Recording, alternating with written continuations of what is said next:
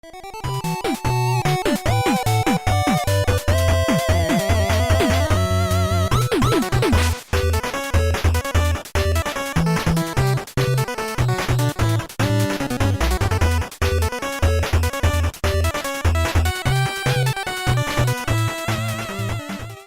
Internet, and welcome to another episode of Smash Suggestion Box, where we discuss character ideas for future DLC of the Super Smash Bros. Games for Wii U and 3DS.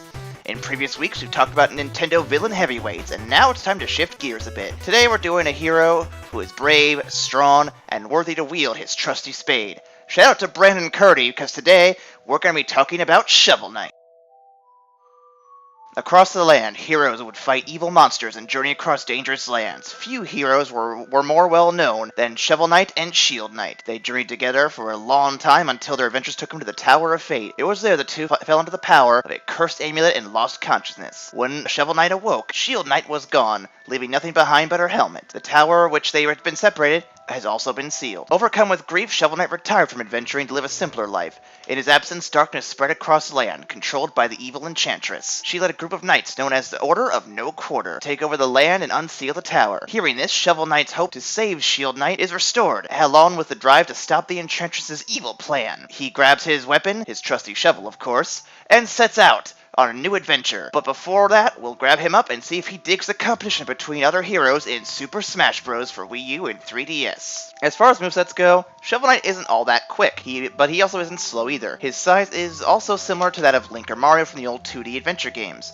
giving us the reason to believe that Shovel Knight would fit very well into the middleweight division of characters. It's also likely that most of his normal attacks would be related to his shovel, much in the same way Link's are related to his sword. In fact, I can see similar movesets utilizing the shovel for down aerials and up aerials. Another cool thing would be if the shovel, when it hits the ground, Shovel Knight could dig up some healing items and give it a little help for items when it's needed, if items are on, of course. Speaking of items, for Shovel Knight's specials, I feel that using various special items he gains throughout his adventures are the most appropriate for the fight. Which items, you might ask? Let's start with how those relics work in the game. Using the relic, the Flare Wand, or the War Horn, Shovel Knight's magic gauge goes down similar to Link's magic gauge in The Legend of Zelda. A fun way to balance out these moves would be to make them a bit more powerful, but also limit their use as they do in the original game. Give Shovel Knight a magic meter that drains based on the usage of these specials, and he regains magic fully at respawn when he consumes the healing item, or after dealing enough damage to his enemies. As for the relics of choice, my first option would be one of the earliest relics in the game, the Flare Wand, which shoots a floaty fireball to the left or to the right of Shovel Knight. While the Flare Wand might make sense for Shovel Knight's side special, I think it would actually work better as the Dust Knuckle, which actually gives Shovel Knight some forward momentum during usage. Additionally, projectiles hit with this attack could also be nullified. Not reflected though. Down special that makes the most sense to me would be the Phase Locket, which in Shovel Knight makes our hero invincible for 8 seconds. Now if we had that same effect in Smash Bros, this would have to drain his entire magic meter to be used. But to make it a little more workable, I'd say have him turn to metal or invisible for 8 to 10 seconds instead, meaning he can still take damage, but he'd just be a lot harder to hit or be knocked out based on whichever iteration is chosen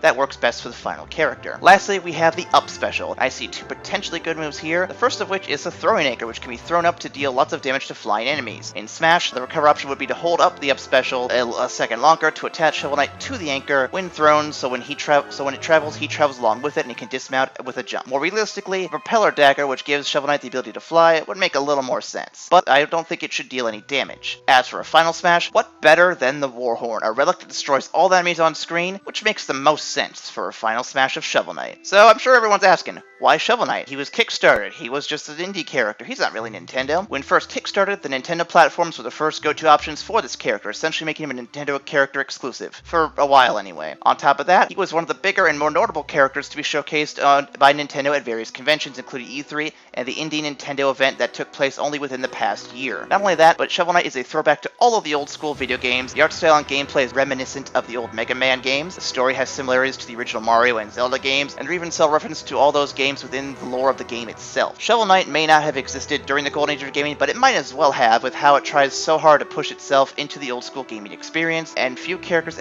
fit into Smash Bros. Quite as easily as Shovel Knight. That's all for this episode of Smash Suggestion Box. Please be sure to like, share, comment, and subscribe. If you would like to see Shovel Knight or other indie favorites, please let us know in the comments below. If you have a suggestion for Super Smash Bros. DLC character ideas, be sure to leave a comment or send us an email to evacstation@gmail.com. We'll be sure to get back to you as soon as we can, and maybe even do an episode on those. Thanks for watching, and we'll be back soon with more Smash